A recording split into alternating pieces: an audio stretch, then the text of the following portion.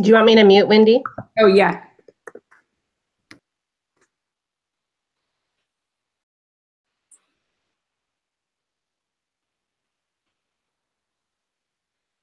All right, welcome everybody. Thank you so much for joining us this afternoon and evening. We are here on YouTube Live to chat with you about digital age leaders, refreshing the ISTE standards for administrators and leaders, Draft 2. And this is a really special session. It's a feedback forum. We have the lovely Sarah Stuckel from ISTE. I'm Wendy Gorton from EdTechTeam. And we also have Jason Markey joining us from Illinois. Hey, Jason. And Gail Moore from Vancouver Public Schools in Vancouver, Washington.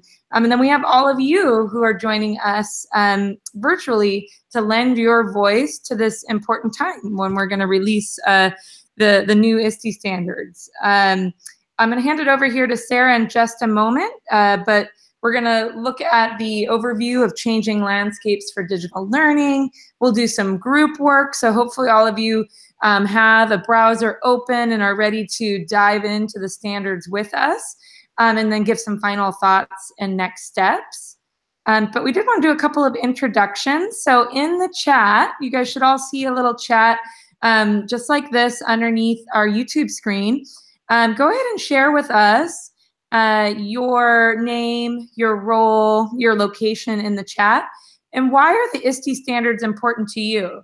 Have you used them before in your role? Are you new to them this year? Have they been guiding you in some of your school decisions? I'll leave that up, and then maybe, Sarah, I'll have you give us a brief hello and tell us your story of standards, and then we'll have Jason and Gail give us a quick introduction. So, Sarah, tell us a bit about you and how you work with the ISTE standards. Yeah, thanks, Wendy, and thanks for having me and helping set up this feedback forum. I'm Sarah Steckel, Senior Project Manager in the ISTE Standards Department. So I work really closely on what we call the refreshes of the ISTE standards. This is their third iteration. So we have new student standards came out in 2016, new educator standards last year in 2017, and then the administrator standards we're working on right now. And this is, tomorrow's the last day of public feedback before we'll pull the standard draft back down and finalize it. So I'm really excited to have this opportunity to connect with everybody and get this sort of last phase of feedback. Awesome. Thanks, Sarah. Looks like Seth is joining us in the chat from Houston, Texas. Thanks for coming, Seth. Jason, where are you joining us from today? And what do you do? And what's your, why are the ISTE standards important to you and your role? Yeah, good evening, everyone. My name is Jason Markey. I'm a high school principal just outside of Chicago, in suburban Chicago, in Franklin Park at East Leiden High School, where I've been for the last 6 years. And I think all standards, and particularly the ISTE ones, really give us some nice guidelines and ways to kind of ground our work, right? And make sure that we don't have any blind spots. It's easy to kind of get on a particular track, and we're not kind of understanding the breadth of our work. And the standards really allow us to continue to come back to that to really give us a nice foundation. So I appreciate the work that ISTE's done in the past and look forward to seeing the work they're doing now. Awesome. Thanks, Jason. All right, don't be shy in the chat. I see folks joining us. Join Seth and tell us where you're from if you're hanging out with us today. Hey, Gail, how's it going? Where are you joining us from today? Hi, my name is Gail Moore. I'm an instructional technology facilitator in Vancouver, Washington, and I work with teachers grades 3 through 12 on integrating technology meaningfully. And so I think that's kind of what the great purpose of ISTE standards is, really giving us that big idea and focusing on, keeping the focus on students and how to authentically integrate technology and empower learners and teachers. So I'm excited that we're at this next step with the administrator standards so that we can really make it a system-wide culture. Awesome. Thanks, Gail. Thanks, everybody, for introducing yourselves. Feel free to, if you're coming into the chat, let us know why ISTE standards are important to you. And with that, I'll hand it over to Sarah to run us through this feedback form and the protocol.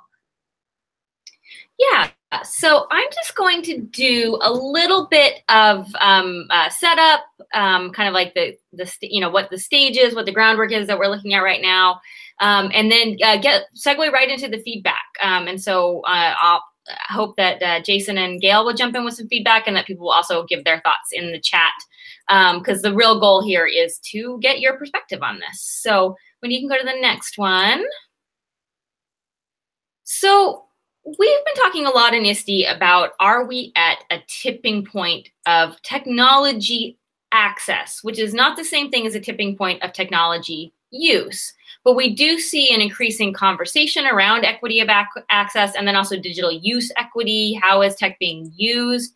We see a push to building 21st century skills, personalized learning, things like OER and just other digital resources, things that are online, could save money on curriculum and textbooks, things like that. And then you do have certain schools and districts thinking about themselves as wanting to be distinguished in a competitive education market, which isn't true of everybody, but I think with the rise of charters and independent schools and stuff, there are other people that are being mindful of that as well. And so those are some of the pressures that are moving towards this tipping point of having tech at least access in most schools and districts inside the US. And we can go to the next one. And then the other thing that goes into I think all of the ISTE standards, but with the new administrator or leader standards specifically, is that the ISTE standards are not in competition with some of the other standards that exist in the world. They are a value add to other standards, they're a support to other standards. They can shore up or deepen or support some of the other standards that you may be using. And again, that applies to these leadership frameworks and other ones that might be out there in the world. But I think that applies to things with the student standards and the Common Core standards, or some of the educator or librarian standards and attaching to the educator standards. And so they're meant to be a support and a comrade, not as one more thing you have to jam in or something that you're supposed to choose instead of these other frameworks or these other approaches. We can go to the next. And then I think this is really the bottom line for a lot of us, and it's true at ISTE, and I think it's true for a lot of educators out there. We don't know what the future is going to hold, but we do know at this point that there's going to be a lot of rapid and ongoing change, and that is part of what we're preparing students for. And so the ability to use digital tools meaningfully for education and for life and for professionalism is going to set students up for that, at least one of the factors that will support them in that. So we kicked off the refresh of the administrator standards last June at our conference in San Antonio. And since that point, volunteers have hosted almost 40 feedback events, so similar to this one in different ways. And over 1,200 individuals have given feedback, and that is from all 50 states at this point, and 34 countries, I think, around the world at this point. So we've had quite a lot of broad public feedback helping shape what the new standards are going to look like. So this is the part where I stop jabbering at you for too long and turn it over to you. So this is, again, in the chat, and then Jason, Gail, Wendy, feel free to jump in as well. Let's get some discussion going on the draft standards. So if we go to the next slide, and I see Wendy dropped it into the chat as well, there is a shortened URL link to get you to the draft standards. And you have kind of scroll past the first page, which just has some generic information. So just jump down to that page 2 where you'll see the standards themselves on page 2 and 3. We'll take, say, 5 minutes to look them over. And then as soon as you're ready, start putting into the chat, what do you like? What do you wish about these standards? And what do you wonder about the draft standards? Awesome. Thanks, Sarah. Let us know if you guys need any help getting to the draft. I'll drop it in here for Gail and Jason as well. And just recapping on the chat, Sarah, we've got Janet from Edmonton looking at distributed EdTech leadership. Elizabeth joining us from 9 a.m. in Kobe, Japan. Thanks, Elizabeth. School Associate Principal and Director of EdTech.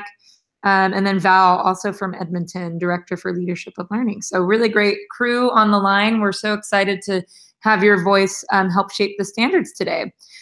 So yeah, let's take a peek and just take a moment and scroll through this draft. And again, those prompts that Sarah mentioned of I like, I wish, and I wonder. So as you're scrolling through, just throw those in the chat. And then likewise, Gail and Jason, as things pop out at you for things you like, wish, and wonder, we can go from there. Looks like, Sarah, our first feedback from Elizabeth immediately is, I like that they're clear and succinct. I think that's been something for the student standards as well, and why I think they're really popular for adoption is they are pretty clear.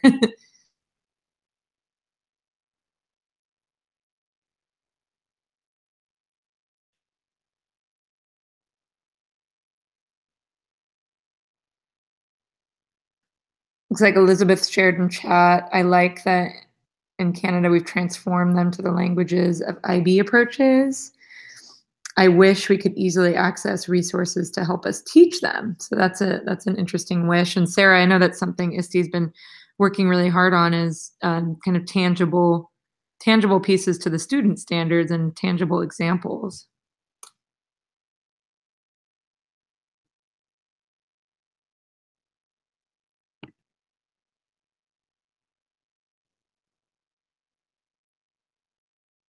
Elizabeth's also shared, I also wish it was easy to put a finger on how we are articulating and delivering the standards. So again, that moving from theory to practice. I wonder if we could collaborate on helping articulate the standards in our schools. I like that collaboration idea, Elizabeth. Jason, any thoughts around what you guys are doing around collaborating to help articulate standards with either your staff, or I know you work a lot with different associations and leadership organizations. Any thoughts around Elizabeth's wonder of collaboration? Yeah, I think one of the the biggest benefits of collaborating with others outside of your own system or even within is to share those authentic examples of how the standards can be put into practice. So I think that's one thing as this comes about. Like I was just looking around the change agent standard on standard 2, like to see real and hear about real tangible examples and how people can kind of anchor their own practices in learning from others. I think that's a powerful component of kind of sharing the standards with other organizations as well.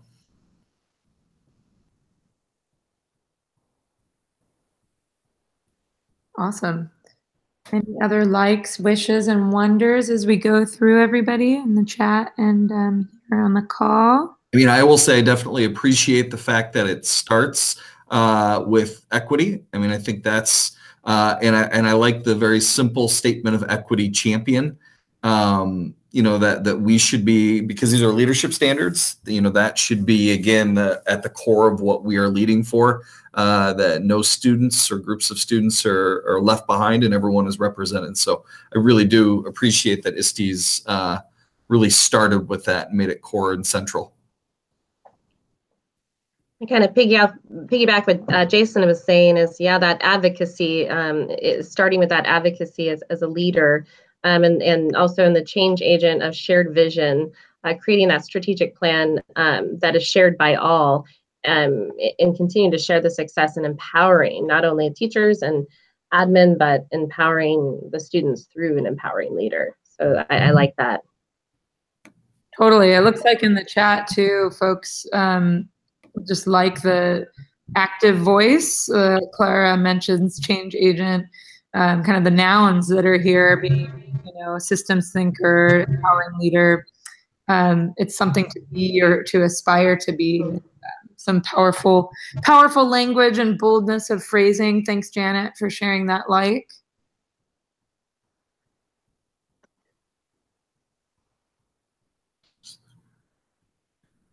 Clara agrees with you, Jason, that it starts with equity. Absolutely essential. Glad it's first.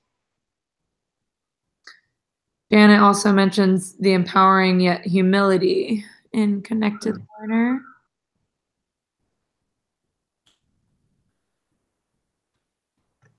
Yeah, and I'm curious too, what are some of people's wishes or wonders?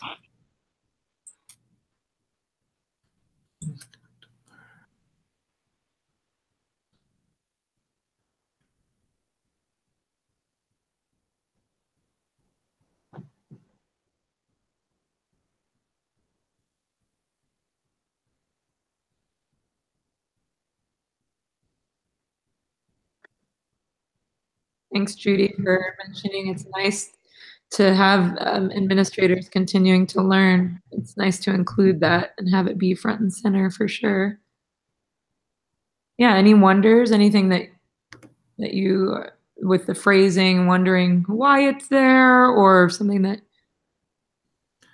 I guess one wonder that I have, and again, I'm honestly, looking through these and trying to make sure I'm not missing it somewhere, but the calling out of engaging students in the leadership process, maybe specifically, and seeing if there's somewhere that could take place and be called out to really make them more of the leadership that's happening in our schools and bring them to the discussion a little bit more in a forward way. So I'm just wondering if that could fit in underneath any of the standards here. It could be under empowering, perhaps. It's students. The students and educator standards are listed there. So maybe it's just connecting that a little bit more. Totally. Looking at the chat, Val says she wishes learning was used more. Even more learning. Clara, a couple of people asked about implementation. Both Clara and Elizabeth immediately jumped to that implementation. So maybe that's calling out a need for maybe that connection to be there directly in the standards. But it looks like there's quite a few wonders around that. Elizabeth's wonder, how do we embed the admin standards in everything else we do with leadership standards? How do these relate to performance, self-assessment? Does that need to be explicitly stated anywhere maybe, or maybe make those connections a little bit more visible for sure?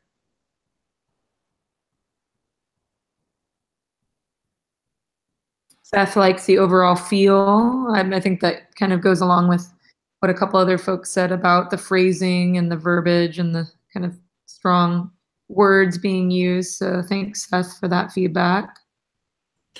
Yeah, I would, Wendy, I'm not sure who it was that said, just talking about maybe more direct references to the learning experience in schools and what the actual learning is. So maybe that could go under either change agent or empowering leader, either one of those, maybe call that out a little bit more specifically. I mean, so that I see like point E under empowering leaders, promoting competency-based assessments and kind of on the assessment side, but maybe just the actual instructional activity a little bit more focused on. Mm-hmm. Totally.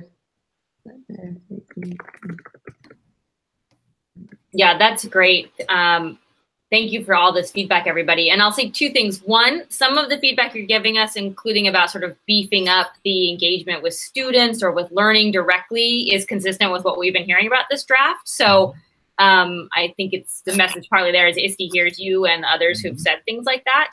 And then the other thing too, I noticed, I think it was Judy asking about the learning community and what does that encompass and what does that mean? And because we try to keep these as succinct as possible, we try to keep it to 2 pages. What we do on our website version is have a digital unpacking where we get at some of those definitions and mini examples and little explanations of what ISTE means by that term. So some of that stuff too will be in that unpacking. So if anyone's curious, it exists for the student and educator standards currently, and this set of standards will have it as well. So that's good to know the kinds of things that people are asking about, saying, well, this is going to need more fleshing out. I want to be mindful of the time, Wendy. Should we jump to the sort of strategic high-level questions? Yeah, for sure. Let's do it. So what should we call these? They're currently the ISTE standards for administrators.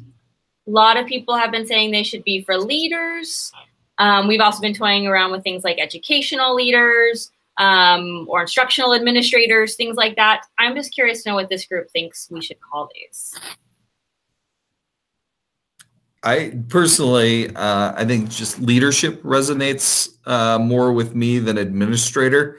I just feel like administrator definitely kind of makes people think of more of the managerial side of our roles, which is a big chunk of it, but that's not necessarily what your standards are more capturing, hopefully the kind of the aspirational and transformational aspects of our roles. So I think more of a focus on leadership and less on administrator would be, my kind of quick feedback. I'd have to agree with Jason on the fact that, there are so many different types of leaders across the country, and so defining them just by an administrator, they may not be an administrator, but they are a leader in the school or in the district. So to help them propel that culture forward and feel empowered to take these on, I think is important in distinguishing who these standards are for. Yeah, it looks like we've got a strong inclination towards leaders. We have some interesting creative ideas, Judy. Professional learning leaders, leading edge certification uses that term. Clara agrees, leadership. The administrator has management. Elizabeth generally agrees with Jason. The word administrator was a good initial choice. Do you feel like that does, I guess if we think of all the different roles under leadership, do you guys think that it feels inclusive enough to a principal, to a vice principal, to a chief technology officer, to superintendent? Does leadership feel inclusive to those roles, do you guys think? I think it does. I think that's kind of what Gail was getting at too. And even, in our district, we're certainly trying to get people that are not in kind of those traditional administrator roles still to have leadership. Like we want teacher leaders, and I think a lot of these things can apply to them as well, and we can bring along more advocates to really pay attention to this. If it's people that can assert themselves in leadership roles, even if they're not by position or title, can still aspire to meet the standards. Totally. And Clara wonders if modifying it with digital in front of it could feel exclusive to someone who maybe doesn't think they're a digital leader yet, but maybe this is their first steps towards becoming one. So that's a good point, Clara, whether or not digital should be in there. Educational leader, says Janet. Cool. Any more thoughts on that, Sarah, before moving on to the next prompt? Not inherently, other than I think that's great, because we're kind of all hitting on exactly the conversations that we're having internally, which is how do we make these broad enough to serve a wide range of administrators and leaders, and also not make them watered down or not actually useful to people because they're so broad as to just be vague and unhelpful. So this has been really good feedback, and it's much appreciated. So then the next question was around references to tech or digital tools. And this comes from, ISTE wanting to stay in our lane and not wanting to, get out of bounds with what people expect from us, what people need from these standards. Most of the indicators mention digital tools or mention technology, but not all of them do. And sometimes we think of that as, well, this is still going to be supported by smart technology use, or sometimes contextually we just felt like it made sense and you didn't necessarily put the words in. But what do you all think? Should every indicator reference technology or digital in some way, or do you think that's just a little bit overkill? I mean, when I was just as you were putting that prompt up and going back through them, the ones that I noticed that did not specifically as an indicator, certainly it's underneath and nested under the standard that is clearly calling it out. So I think it's more contextual, and I don't think that's problematic at all. And probably the phrasing works a little bit better when you don't try to jam those words in all the time.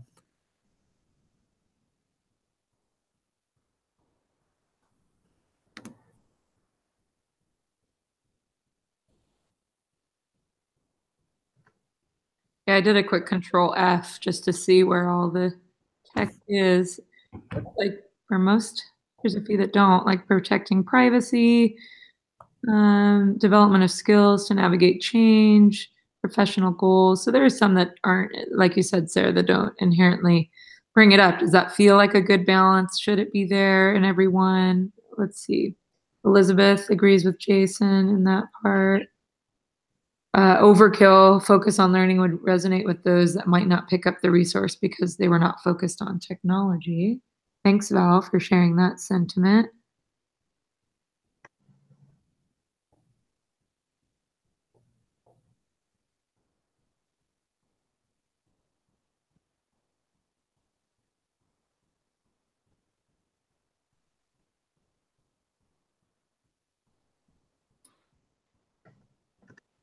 I like seeing digital tools or technology where it's a natural fit, says Clara.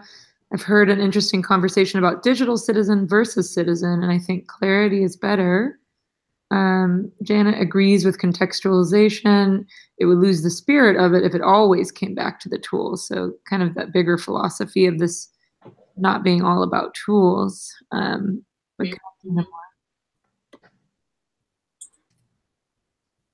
I would have to add to that, you know, it makes sense contextually, because if you're building that foundation, like Jason was saying, then there are going to be some pieces that need to be built foundationally that then the technology component can support. So having it kind of balanced, I think, is a good idea.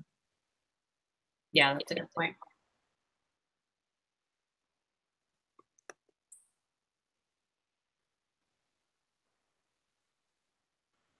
The focus on thinking, says Judy. Better to have a bigger tent rather than have some leaders think this doesn't apply to them.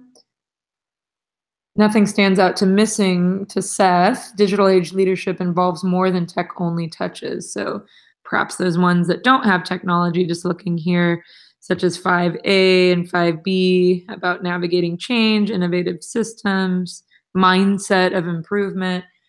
Sounds like those are all philosophically what technology has helped facilitate as a leader, but without having to say it. So that's interesting to see that Seth didn't feel like it was missing, right? I guess I'm just looking at standard 5A and B, and if you were to infuse technology in there, would it feel redundant, such as like connected learner? Would you say set and pursue technological professional goals to remain up to date, or is it okay to have it without, or promote the development of technological skills needed to navigate change? So yeah, I was just messing around and looking and seeing if infusing that word places changes the meaning or not. Or Clara says, I also think that because there are these dispositions, it might not be absolutely necessary to use the words digital or tech. For sure. All good feedback.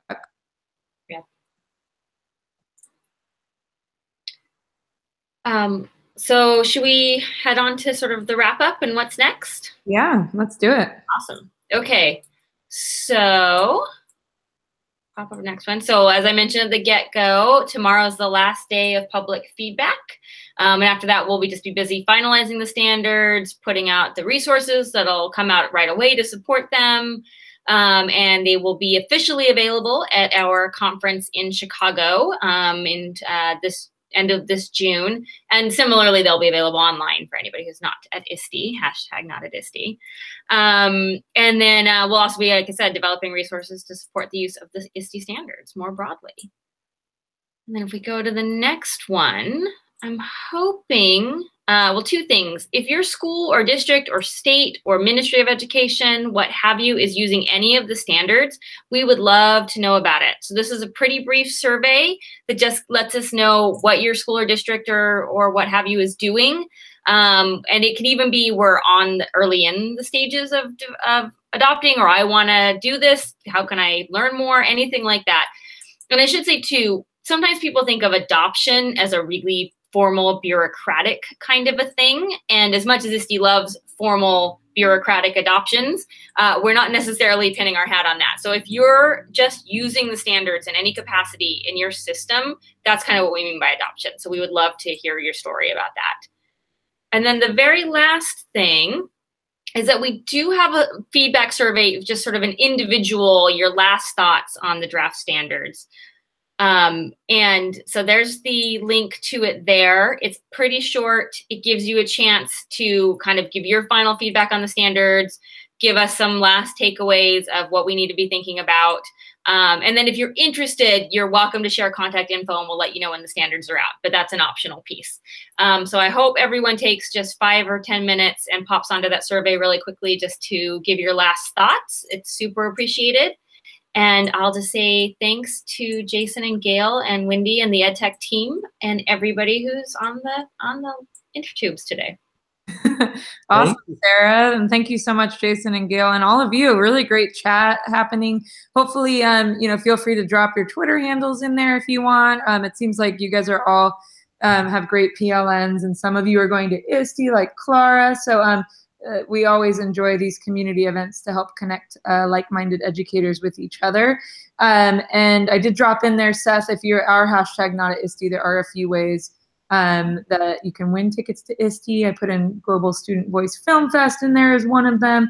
There was a question, Sarah, that came in about, Val asked about if you are a leader in coming to ISTE, do you guys, and I know Jason, you've been plenty of times as well. Is there any advice to a leader going? What do you most recommend? Is there a specific strand or day or place that leaders should go to get the most leadery type things? Yeah, that's a great question. So from the ISTE perspective, if you're able to come in early at all, this release event will be on Sunday morning. And then there may be another leadership event scheduled particularly for Sunday afternoon. So there's some leader-focused stuff really targeted on Sunday. And then there is a leadership strand throughout the conference. And so you can organize your schedule by looking at things that are targeted specifically at leaders. And then I would think broadly, if there's a tech pedagogy subject that you're just interested in, you keep hearing your teachers buzz about or people buzzing about, this is a great place to just come learn about it. So you can kind of take off your leader hat for a hot minute and just learn about something that's a little more on the ground and more classroom focused as well, which would be another piece of advice. But it looks like Jason might have some ideas too of the best way to maximize ISTE as a leader. Yeah, Jason, when do you take your leader hat off? Is it on right now? It's going to be off in a few minutes when I leave the office. No, I was going to mention the leadership strand for sure. ISTE does a great job in just making that easy to tag sessions. And I think, usually the kind of the orientation session for leaders at the beginning, that's a great way to connect with people and then just kind of see who you can network with, that you can meet there, and then continue those relationships beyond. But certainly getting to some of the sessions that are not administrators or leaders, but the rest of the educators is great as well. Yeah, and I'll say too, most of the professional learning networks have a meetup or an engagement of some kind, so that'll be true of the administrator PLN. And there's a lot of things that aren't official ISTE things that are great networking opportunities. And so, starting just to let people know you're coming and seeing what you get invited to can also just be a good way to network with other people and just meet a whole bunch of excited educators and leaders. Awesome. I love it, guys. Thank you so much, chat. Thank you, Sarah, Jason, and Gail. We'll send this archive out to you folks. And then we have this list too. We'll ping you as soon as we get wind of the new standards being available as well. So keep in touch. We'll see you on the ISTE 2018 hashtag on hashtag EdTechTeam. Thank you guys so much for joining us tonight and this morning in Japan. So see you soon. Thanks everyone. Bye.